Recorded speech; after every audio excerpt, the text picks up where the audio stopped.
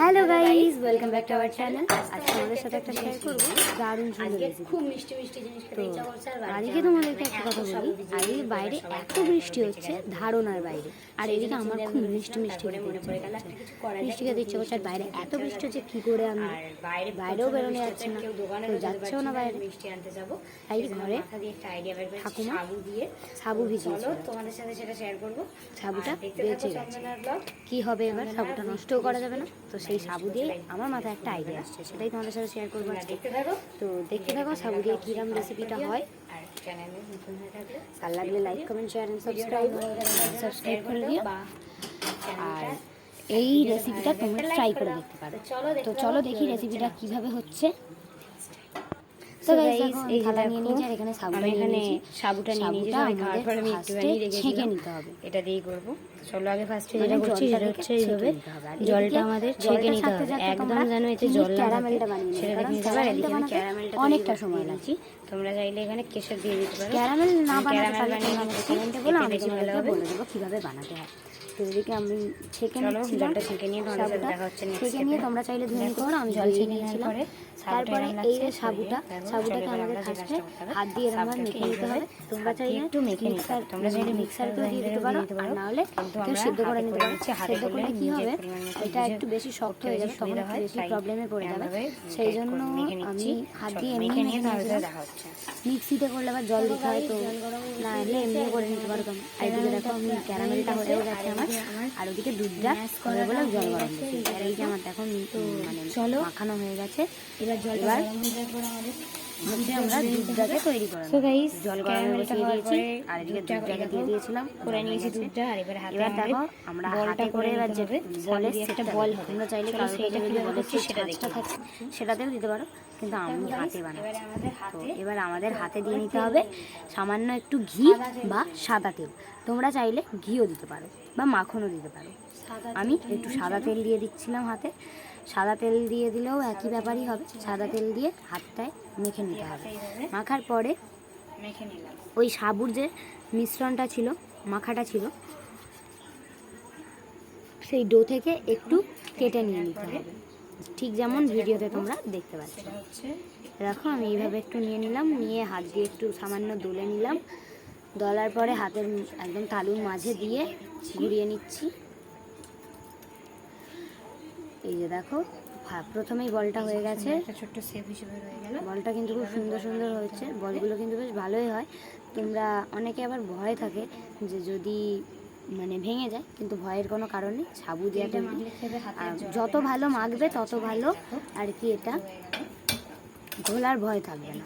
তো আমি একদম মিহি করে ফেলেছিলাম। আর এই দেখো এদিকে দুধটা কিন্তু আমি ফুটিয়ে নিচ্ছি একটু। তারপরে ক্যারামেলটা বসে যাওয়ার যে ভয় থাকে, অনেকে জানে যে বসে যাবে, দেখো প্রতিটা বল বানিয়ে নিয়েছি। তোমরা চাইলে ছোট ছোট করলে আরো হতো, কিন্তু বড় বড় দেখো তোমরা চাইলে তোমাদের এই যে আমি বানিয়ে নিয়েছি সাবুর বল। আমরা এবার ক্যারামেলে দুধটা ঢেলে দিচ্ছি। গ্যাসের ফ্লেম কিন্তু অন করা যাবে না ফার্স্টে। দেখো ক্যারামেলের উপরে একটু দুধ দিয়ে দিতে হবে, দিয়ে নাড়িয়ে দুধ দিয়ে তারপরে ফ্লেমটা অন করে নিয়ে নাড়াতে হবে। তারপর তাহলে জমে যেতে পারে, তাই জন্য বলেই দিলাম যে বসে যাবে। আমারটাও বসেই গেছিল, জমে যাওয়ার মতো অবস্থায়। এবার আমরা একটু নাড়াচ্ছিলাম, ঠিক হয়ে যাবে, নো প্রবলেম। এটা গরম হলে গলে তো যাবে। দেখো ক্যারামেলটা আমরা দুধটা দিয়ে দিয়েছি, এবার নাড়িয়ে নেব। এবার আরেকটু জল দিয়ে দিচ্ছি, বাটিটা ছিল সেটা একটু জল দিলে একটু মোটা আমাদের ঢেলে দিতে হবে, আর এখানে কারণ দুধটা একটু বেশি মোটা হয়ে যাবে ক্যারামেলে দেওয়ার পরে। ক্যারামেলটা গলে যাওয়ার পরে একটা উঠে যাচ্ছে আমাদের লাল লাল রঙের কালার চলে আসবে, যেটা দেখতে খুব সুন্দর হয়। গোলাতে গোলাতে একটা কালার চলে আসবে, যে কালারটার জন্য ক্যারামেলটা বানাবো। তোমরা চাইলে এর জায়গায় কেশরও দিয়ে দিতে পারো। এরকম ভাবে দুধটা জাল দিয়ে ক্যারামেলটা গলে যাওয়ার দেখো আমার এখানে ক্যারামেলটা একদম গলে গেছে।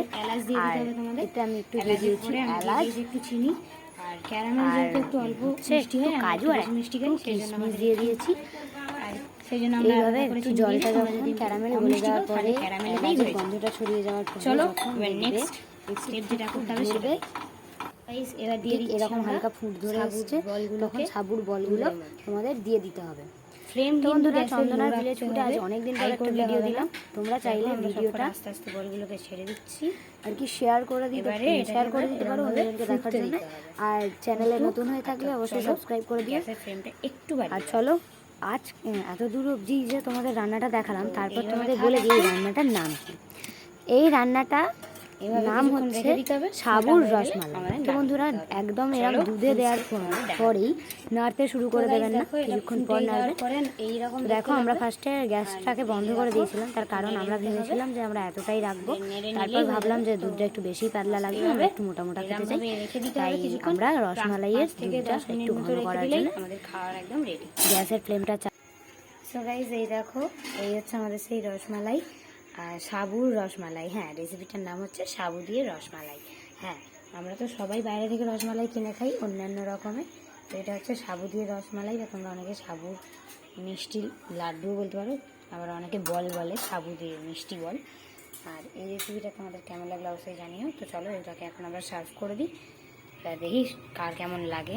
চলো, তো গাইজ এখানে আমি সার্ভ করে দিয়েছি দাদাকে, তো এবার দাদাই খেয়ে বলবে কেমন হয়েছে।